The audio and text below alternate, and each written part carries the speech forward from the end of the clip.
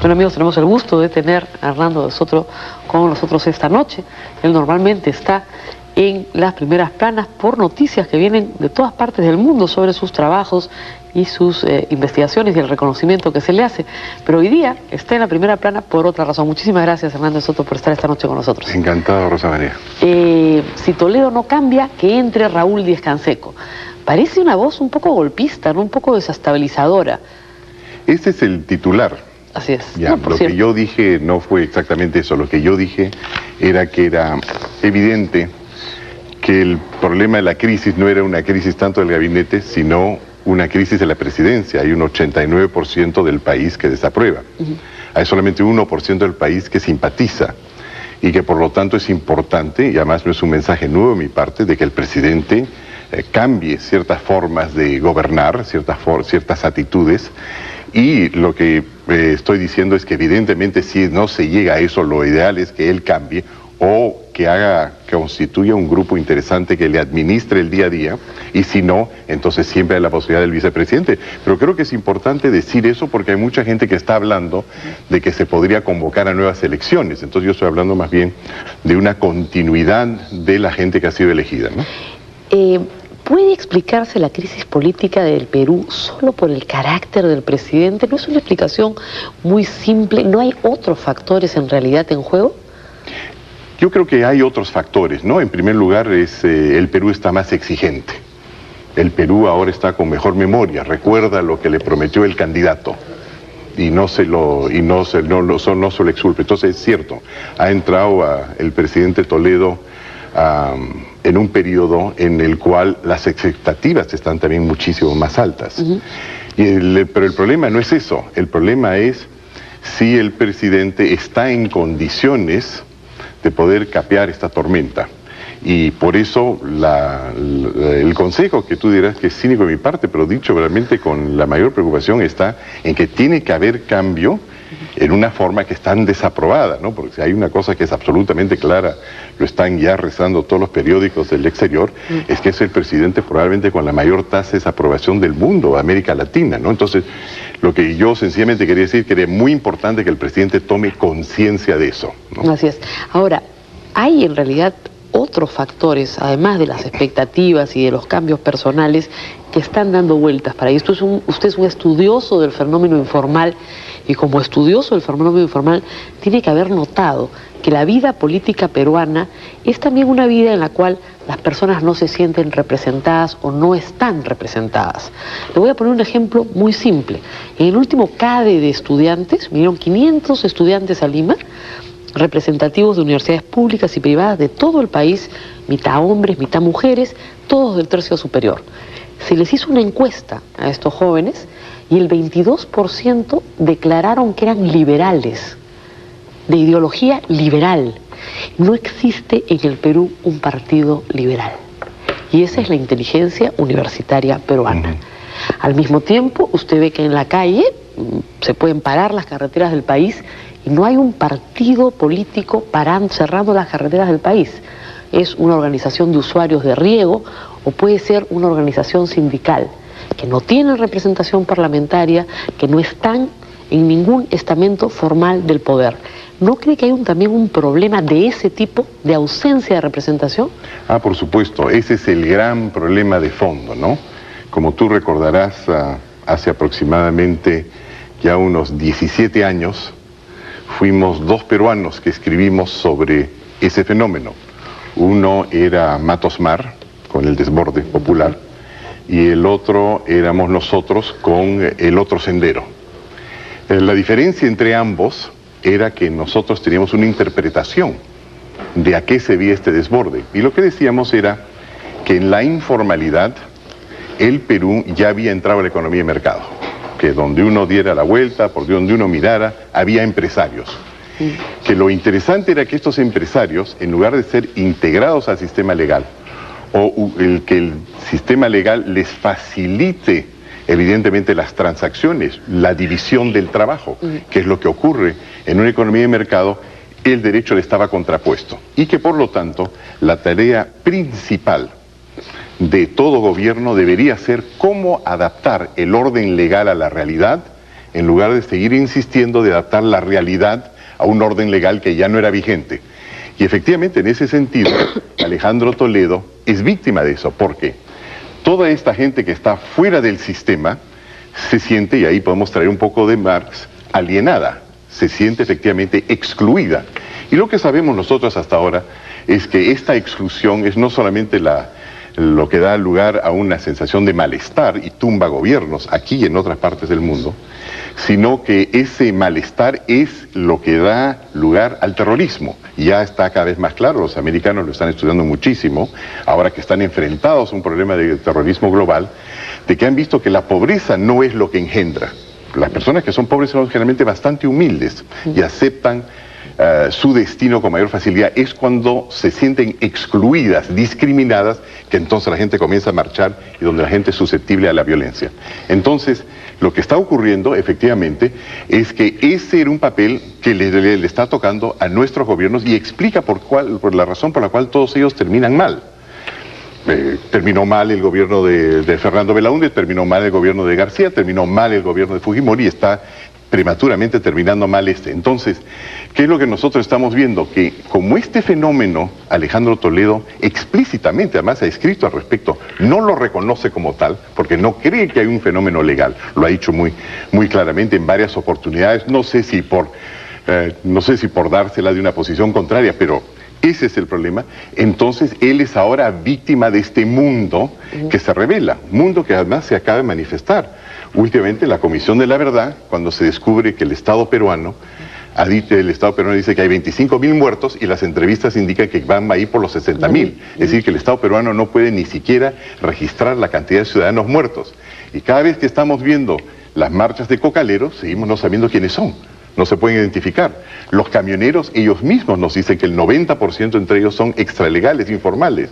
Y las razones que da el gobierno por no poder recaudar es esa informalidad. Entonces, el problema de fondo de todos ellos es efectivamente estar gobernando con instrumentos que no tienen nada que ver con un Perú que en su mayor parte está fuera de la ley. ¿Cómo incorporar ese Perú? Porque no es, como usted ve ya en esta conversación, un problema del carácter del presidente.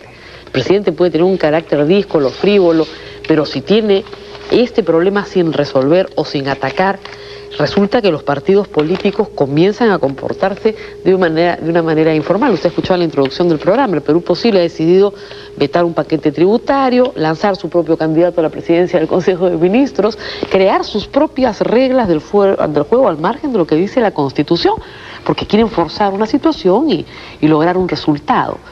¿Qué debe hacer Alejandro Toledo para no ser sucedido rápidamente por Raúl Díaz Canseco?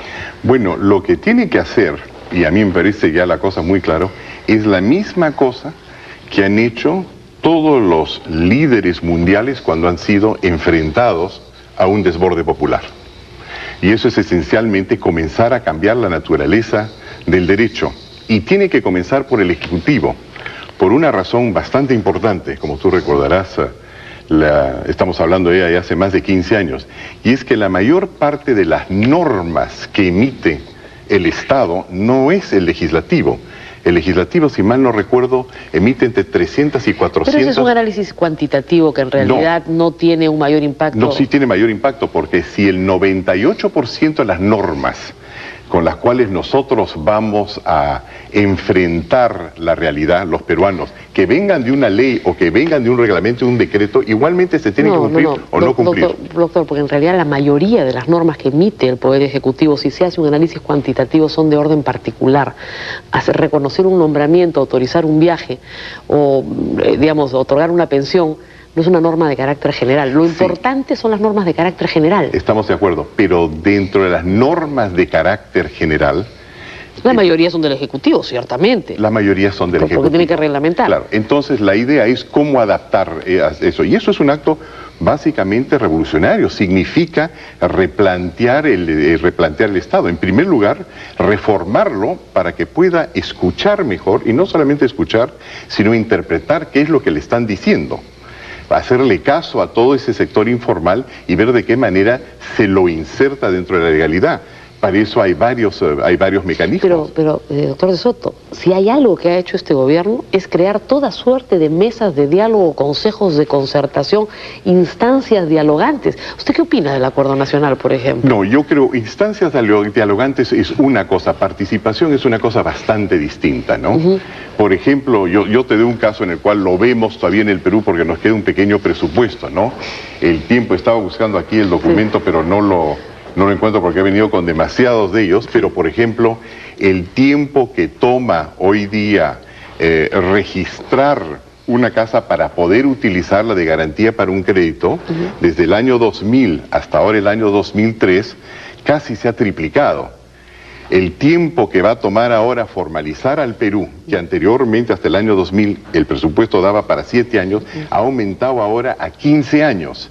Y el costo adicional de entrar a la ley en el Perú está bordeando más o menos los $800 millones más de lo que era hace 3 años. En otras palabras, dialogar es una cosa, participar significa tomar acciones tomar acciones con participación para ver dónde están los obstáculos. Entonces no es solamente una cuestión de escuchar, es una cuestión de saber qué es lo que sufre la gente, y eso significa estudios de costo-beneficio. Mira, en los Estados Unidos, por ejemplo, o en Europa, y hemos hablado anteriormente de esto, la forma como se escucha a la gente no es alrededor de una mesa. Se les dice, tiene usted el derecho, con 50.000 firmas, de proponer un acto contrario al mío. En ese momento usted comienza a darse cuenta qué es lo que la gente quiere. Hay participación cuando hay Estado. ¿Qué sucede en el Perú donde no hay Estado? Claro. No hay Estado. ¿Qué participación puede haber? Pero por eso estamos hablando. No tenemos hablando, ni siquiera las bases. Claro, por eso estamos hablando de que el Estado que existe es general, es un Estado ficticio para la mayor parte de la gente. Y lo que hay que crear con normas nuevas es un Estado en el cual los otros pueden participar. Y eso comienza efectivamente haciendo el costo-beneficio de todas las normas que existen actualmente e ir cambiando las instituciones e ir logrando también la participación de la gente en las decisiones. ¿Le han ofrecido la presidencia del Consejo de Ministros? La verdad es que no sé muy bien, porque alguien me habló. Ah, ya. ¿Usted fue un oficioso o un oficial? No sé, porque no he podido yo mismo verificar la fuente, es decir, me han dicho quién es y yo por supuesto no voy a divulgar porque creo que fue hecho en confianza, y si me sondearon, si es cierto y me sondearon por segunda o tercera vía, supongo que es que querían que sea discreto, pero tampoco voy a mentir. Sí, hay alguien que vino que decía que efectivamente venía en representación de. En la representación de. Sí. Y la respuesta fue un no. Y la respuesta fue no, pero repito la razón de la respuesta. Al margen de consideraciones de orden personal, yo creo que el problema, repito, es la necesidad ineludible, o si no las cosas no van a mejorar en el Perú, de tener un jefe de Estado que comience a cambiar el Estado, pero comience por comprender que ese es el objetivo primero. Entonces, cuando uno tiene un jefe de Estado que ha escrito de que por ahí no va el problema, es decir, no solamente no lo desconoce, sino explícitamente ha dicho que esto, yo no veo en qué puedo ser útil, porque lo que yo sé hacer y lo que estoy haciendo, como tú amablemente has remarcado en otros países, es ayudar a cambiar el Estado. Y si hay una cosa que sé de ayudar a cambiar el Estado, es que sin el jefe de Estado eso no ocurre. Porque es el jefe de Estado que da el mensaje, es el jefe de Estado que tiene el poder, además de despedir al premier en cualquier momento, de hacer los cambios. Entonces, yo no le veo la solución por ahí. Si habría un momento en el cual hay un acto de conciencia, de darse cuenta de que el fondo, el presidente de este país, no solamente si le diera esas condiciones, ¿aceptaría? Yo creo que si hay la posibilidad de cambiar el país, y yo en este momento estoy tratando de ayudar a cambiar varios otros países, pero como profesión, evidentemente no me voy a negar para el Perú. Lo que yo veo ahora, algo difícil debo decir, es la cosa siguiente, que es muy distinto que lo llame a uno en ese momento un jefe de Estado que está con 60-70% de popularidad, que uno que está en una curva descendiente. ¿Cuánto le gustan los retos, señor de Soto?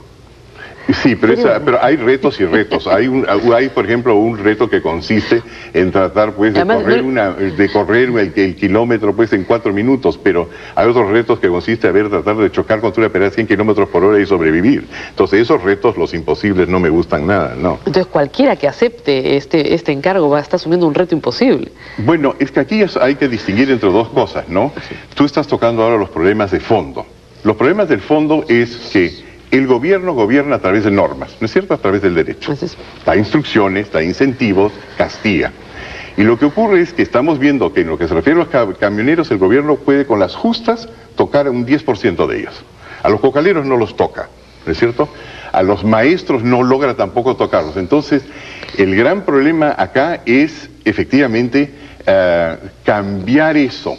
Ahora, yo creo un poquito que en el caso del presidente Toledo, que es casi demasiado tarde, porque significa convocar, significa tener un mensaje, una parte política, el liderazgo es crucial, que la gente cree. Y el gran problema que nos dicen las encuestas, no lo dice Cambio 90, lo dicen las encuestas, es que la mayor parte de la gente no le cree al presidente. Entonces, él, al margen de todos los problemas de fondo que estamos discutiendo, tiene, y a eso iba dirigida, no tanto la crítica, sino la sugerencia, él tiene que hacer un esfuerzo para un cambio personal.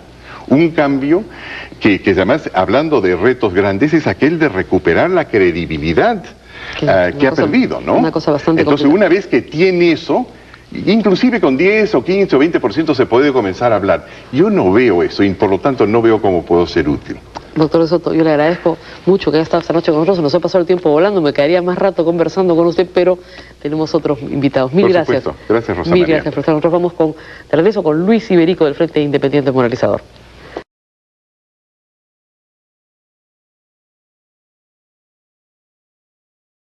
Por otra razón. Muchísimas gracias, Hernández Soto, por estar esta noche con nosotros. Encantado, Rosa María. Si Toledo no cambia, que entre Raúl Díaz Canseco. Parece una voz un poco golpista, ¿no? Un poco desestabilizadora. Este es el titular. Así es. Ya, lo que yo dije no fue exactamente eso. Lo que yo dije era que era evidente que el problema de la crisis no era una crisis tanto del gabinete, sino una crisis de la presidencia. Hay un 89% del país que desaprueba. Hay solamente 1% del país que simpatiza y que por lo tanto es importante, y además no es un mensaje nuevo de mi parte, de que el presidente cambie ciertas formas de gobernar, ciertas actitudes, y lo que estoy diciendo es que evidentemente si no se llega a eso, lo ideal es que él cambie o que constituya un grupo.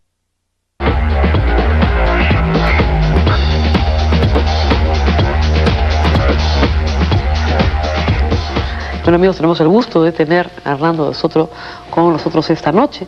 Él normalmente está en las primeras planas por noticias que vienen de todas partes del mundo sobre sus trabajos y sus investigaciones y el reconocimiento que se le hace. Pero hoy día está en la primera plana por... Grupo interesante que le administre el día a día, y si no, entonces siempre hay la posibilidad del vicepresidente. Pero creo que es importante decir eso porque hay mucha gente que está hablando de que se podría convocar a nuevas elecciones. Entonces yo estoy hablando más bien de una continuidad de la gente que ha sido elegida, ¿no?